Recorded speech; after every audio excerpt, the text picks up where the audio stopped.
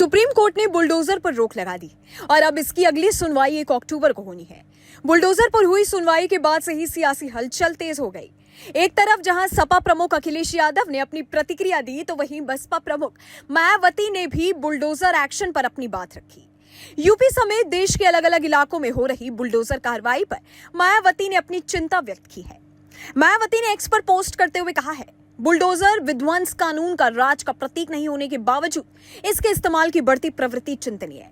वैसे बुलडोजर और अन्य किसी मामले में जब आम जनता उससे सहमत नहीं होती, तो फिर केंद्र को आगे आकर उस पर पूरे देश के लिए एक समान गाइडलाइन बनाना चाहिए, जो नहीं किए जा रहे हैं।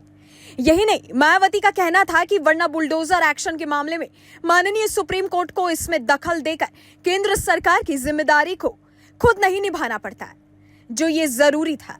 केंद्र और राज्य सरकारें संविधान और कानूनी राज के अमल होने पर जरूर ध्यान दें। यही नहीं, अखिलेश यादव ने भी भाजपा सरकार पर निशाना साधते हुए कहा था कि बुलडोजर विपक्ष की आवाज को जानबूझकर दबाने के लिए चलाया गया था। देखिए, बुलडोजर न्याय नहीं हो सकता है।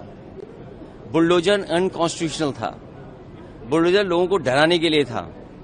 बुलडोजर जानबूझ करके विपक्ष की आवाज को दबाने के लिए था।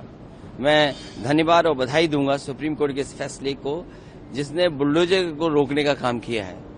इस निर्देश के लिए मैं सुप्रीम कोर्ट को धन्यवाद दूंगा, जिससे बुलडोजर बंद हो गया। अखिलेश यादव ने यह भी कहा कि सीएम, यूपी सीएम और बीजेपी के लोगों द्वारा बुलडोजर का महिमा मंडन किया गया है, जैसे कि ये न्याय है। अखिलेश ने यह भी कहा कि अब सुप्रीम कोर्ट ने निर्देश दिया है, तो इस पर मुझे ऐसा लगता है कि बुलडोजर बंद हो जाएगा और कोर्ट के जरिए न्याय होगा। हालांकि ये कोई पहली बार नहीं है जब सपा प्रमुख अखिलेश यादव ने बुलडोजर पर भी निशाना साधा हो। इससे पहले भी उन्होंने योगी सरकार पर निशाना साधा था और बुलडोजर चलने पर गुस्सा जताया था। बता दें कि सुप्रीम कोर्ट उन याचिकाओं पर सुनवाई कर रही थी जिनमें आरोप लगाया गया था कि कई राज्यों में आपराधिक मामलों में आरोपियों की संपत्तियों को ध्वस्त किया जा रहा है। सॉलिसिटर जनरल तुषार मेहता की पीठ ने बताया कि संपत्तियों के ध्वस्त करने का विमर्श गढ़ा जा रहा है। यही नहीं, जब से छतरपुर के साथ साथ अयोध्या में बुलडोजर कार्रवाई हुई, उसके बाद से कई राजनीतिक पार्टियां भड़क उठी थी। हालांकि आपको बता दें कि सुप्रीम कोर्ट ने कहा है कि रेलवे स्टेशन हो या फिर कहीं फुटपाथ, अगर कोई अवैध तरीके से कोई बिल्डिंग बनाई गई है तो उस पर बुलडोजर कार्रवाई हो सकती है। लेकिन कहीं और बुलडोजर चलाने के लिए सबसे पहले सुप्रीम कोर्ट से दिशा निर्देश लेने पड़ेंगे।